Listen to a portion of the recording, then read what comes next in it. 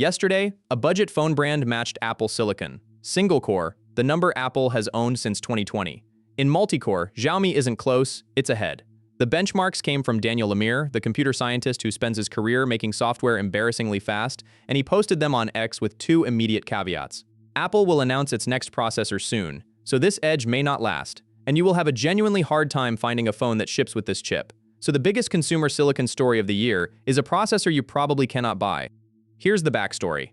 Since the M1 landed in 2020, nobody can catch Apple Silicon has been treated as a law of physics rather than an observation. Xiaomi is a Chinese tech giant whose phones compete directly with iPhones, and most Western developers still mentally file them under the affordable Android with too many camera lenses.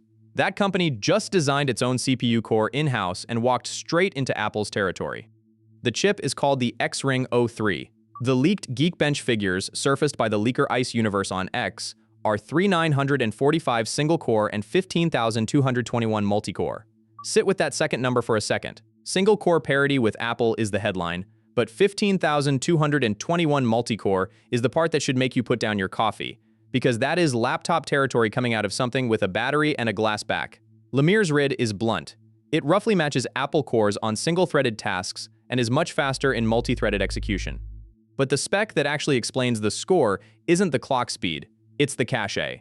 The Xring O3 carries 44 megabytes of cache in total. That is more cache than most laptop CPUs. If you're watching this on an Intel laptop right now, there's a very good chance the phone in your pocket's spiritual successor has more on-D memory than the machine you're using. Cache is not glamorous. Cache does not go on a keynote slide. Cache is where all the transistors quietly went. The big cores are called C1 Ultra, and they are not conservative. They support SME2, Scalable Matrix Extension 2, which is ARM's instruction set for matrix math, the shape of arithmetic that neural networks are made of. They also support SVE2 for data parallelism, ARM's Scalable Vector Extension for classic SMD work. So this is a phone core with dedicated silicon for matrix multiply and vector math, which tells you exactly what Xiaomi thinks phones will be doing for the rest of the decade. And then there's the number Lemire calls astonishing. 21 execution ports. Let's actually explain that, because 21 ports is meaningless if nobody tells you what a port is. A modern CPU core does not execute your instructions one at a time in the order you wrote them. It decodes them into micro-operations, throws them into a scheduler, and every single clock cycle it tries to dispatch as many of those micro-ops as it possibly can to the execution units, the adders, the multipliers, the load and store units. An execution port is a doorway to those units. More ports means more independent operations dispatched per cycle. 21 ports means that in one tick of the clock, this core can be doing up to 21 different things at once. Lemire's note is the kicker. That is more execution ports than you have on your Intel or AMD processor. 6 of those ports handle SMD operations. So the picture is a core that is massively parallel internally, fed by 44 megabytes of cache, so those ports don't starve waiting for memory. That's the trend, and it's the whole point of Lemire's post. We are not really racing on gigahertz anymore. We are racing on how many independent additions and multiplications you can retire per cycle, and how much data you can keep close enough to feed them. Transistor budgets are going into width and memory, not frequency. Now the reality check, and Lemire hands it to us himself. Those 6 MID ports are 128 bits wide. 6 times 128 is 768 bits of vector work per cycle. AMD's Zen 5 can do 4 times 512 bits, that's 2048 bits per cycle. So on raw vector throughput, Zen 5 still has the upper hand, and as far as Lemire knows, 6 by 128 is simply the ceiling on an ARM chip today.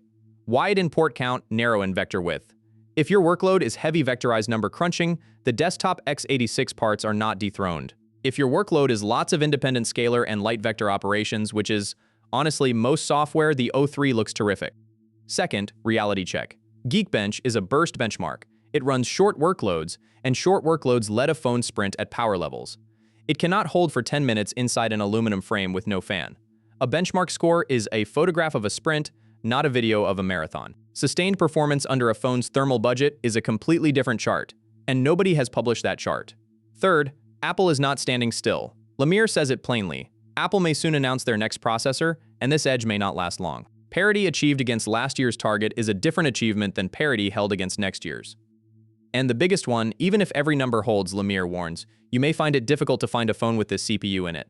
A chip you cannot buy is a research paper with a marketing budget. Beyond that, silicon was never Apple's actual moat. The moat is the compiler toolchain, the operating system tuned to the core, the developer ecosystem, the years of software that assumes those instructions exist and are fast. Matching a single-core score gets you to the starting line of a race Apple has been running since 2020. Xiaomi built a spectacular engine. Engines are not cars. But zoom out, because the timing here is almost too neat. This lands the same week as Hot Chips 2026, where the entire assumption stack got quietly renegotiated. Chester Lamb's write-up from the conference covers Nvidia detailing what it would take to run CUDA on RISC-V hosts.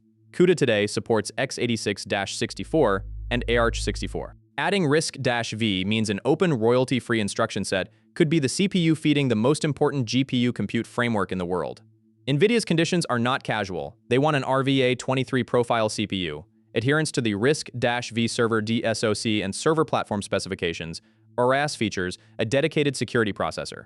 They want ACPI, so software can discover hardware capabilities and manage power and thermals. That was a sore point until the UEFI forum added RISC-V ACPI support in 2025, and the RISC-V boot and runtime services spec was ratified. They want guaranteed PCIe coherency, because otherwise a DMA transfer to the GPU could read stale data from DRAM, while the fresh version sits in a CPU cache, and building explicit cache invalidation into the CUDA stack is nobody's idea of a good afternoon. And they want peer-to-peer PCIe, so buffers can move between devices without bouncing through CPU memory. Nvidia says the full list fits in 2 pages, which, as Lamb notes, could mean 2 double-space pages or 2 pages of exam. Cheat sheet, microfont. Nvidia also went over NVLink Fusion, which lets other companies license NVLink IP and pair a custom CPU with Nvidia GPUs over NVLink C2C, exactly like the GB10, which links a MediaTek CPU die to an Nvidia GPU. The requirements include everything CUDA needs, plus support for frameworks like Doka and NCCL, plus a close partnership with Nvidia. That last requirement is doing a lot of work in that sentence. The third piece from Hot Chips is High Bandwidth Flash, presented on Tutorials Day by Anurag Agarwal and Radhakrishna Giduthuri. Machine learning has an unlimited appetite for DRAM capacity, and Flash is far cheaper per gigabyte. HBF puts Flash in an HBM-style stack on package next to the compute chip. Enormous capacity, decent bandwidth. Here's the catch, and it's a big one. HBF is not memory. It behaves like an SSD bolted onto your processor.